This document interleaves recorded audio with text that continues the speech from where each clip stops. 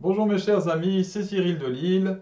Le son, encore une fois, m'a fait défaut sur des vidéos que j'avais déjà enregistrées, donc je recommence. Aujourd'hui, développer son humanité, se remuer le fessier, c'est-à-dire faire vivre son corps. Il y a 5 aspects qui composent l'être humain. L'aspect émotionnel, l'aspect intellectuel, l'aspect spirituel, l'aspect social, les relations aux autres, et l'aspect corporel dont je vais parler aujourd'hui. D'abord, le saint curé d'Ars, le saint qui s'appelle Jean-Marie Vianney, a dit euh, il faut mépriser le corps, c'est la seule chose qui est à mépriser.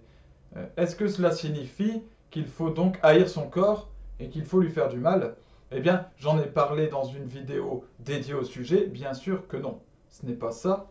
Ce que cela signifie, c'est qu'il ne faut pas laisser le corps prendre les commandes du véhicule, d'accord? Donc, c'est-à-dire de notre personne. Parce que le corps, la chair, il a des pulsions qui ne sont pas des pulsions de vie, qui ne sont pas des pulsions qui nous mènent à la vertu ni au bien.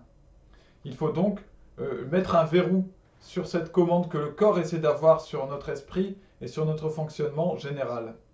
Voilà, ce sont les appels de la chair, et ces appels de la chair vont vers la mort. Pourquoi? Parce que le corps lui-même va vers la mort. Ce corps va vers la destruction, la poussière retourne à la poussière. Il sera ressuscité, il deviendra un corps glorieux au temps de la résurrection, c'est une chose, mais pour l'instant, il passera par la mort.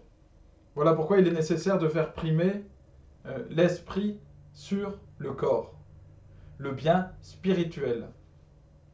Si l'esprit est attaché à Dieu, alors le corps qui obéit à l'esprit est attaché à Dieu.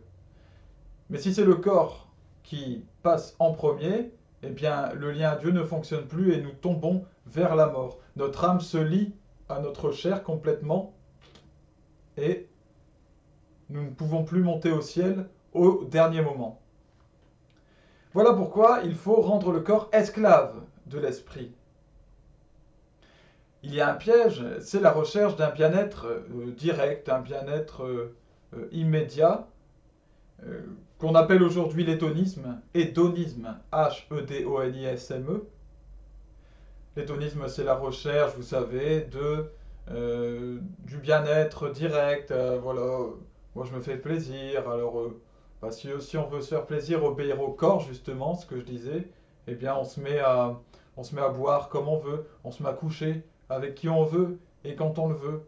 On se met à manger ce qu'on veut et quand on le veut, on devient un glouton. On fait du sport à outrance parce que ça crée des sensations. Vous voyez, on prend des drogues, etc. Tout ce genre de choses qui en fait nous mènent vers la mort. Chaque exemple que j'ai donné est un exemple est quelque chose qui mène vers la destruction, vers le malheur. Voilà. Donc l'hédonisme est véritablement un piège. Nous ne devons pas chercher ni le bien-être absolu et immédiat du corps, le bien-être spirituel, oui, bien entendu, mais il y a un autre piège, c'est ce qu'on a pu trouver dans le jansénisme par exemple, c'est le mépris du corps au point de lui faire du mal. L'esprit qui commande le corps sait ce qui est bon pour le corps. C'est ça la différence. Le corps ne sait pas ce qui est bon pour l'esprit, mais l'esprit sait ce qui est bon pour le corps. Voilà pourquoi il doit primer. Mais avec notre esprit, nous pouvons choisir ce qui est bon pour notre corps, figurez-vous. Alors, comment bien prendre soin du corps? Eh bien, en développant ses différents attributs. La force, la vivacité, la vivacité, donc l'énergie, quoi. La respiration, le cardio, qui est lié, voilà, l'énergie cardiaque, l'endurance. La souplesse, voilà, avoir une bonne masse musculaire aussi, c'est important, pour être protégé des chocs, par exemple. Et puis l'agilité.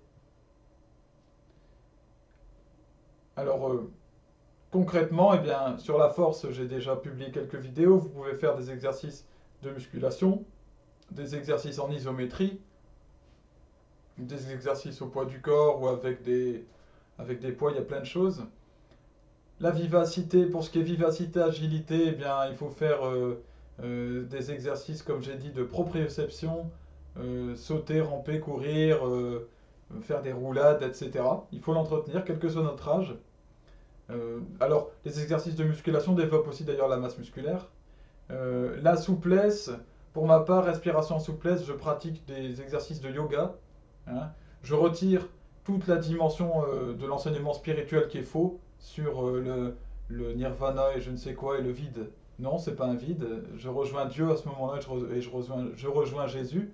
Mais les techniques physiques sont bonnes, donc je les garde.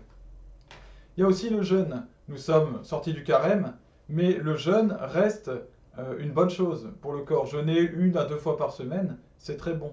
Après, vous pouvez jeûner simplement 1 ou 2 repas, jeûner, ne rien manger de la journée, jeûner de façon plus limitée du pain par exemple, un seul aliment pendant la journée. Il y a différentes façons de faire, mais toujours est-il qu'il faut restreindre quelque chose et que c'est bon pour la digestion et ça nous permet de mieux réfléchir et de mieux nous sentir intérieurement.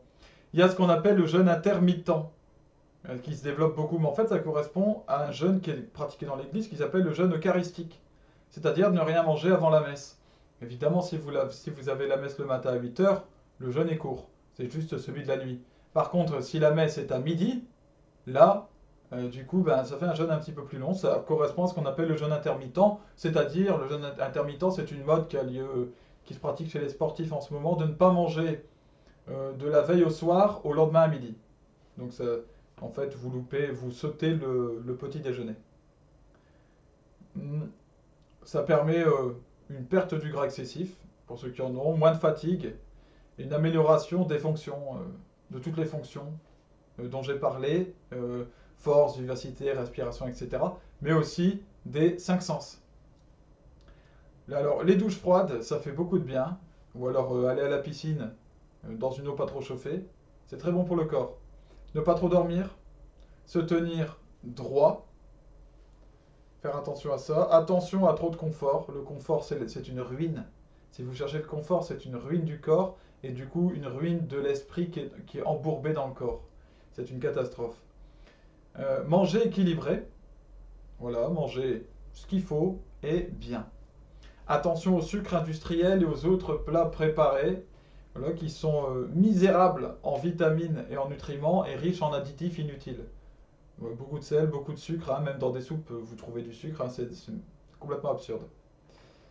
Attention aux régimes excessifs, et je pense par exemple au véganisme ou au régime trop privatif.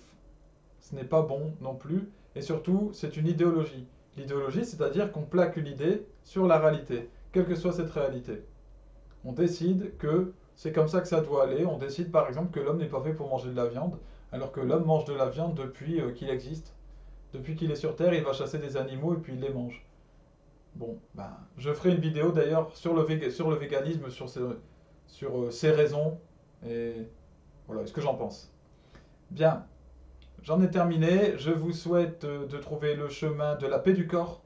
Voilà, d'être en paix avec votre corps, de savoir vous remuer comme il le faut le fessier pour vous bouger, et puis de trouver le chemin qui mène vers la vérité éternelle qui est Jésus-Christ, Fils de Dieu. À bientôt les amis.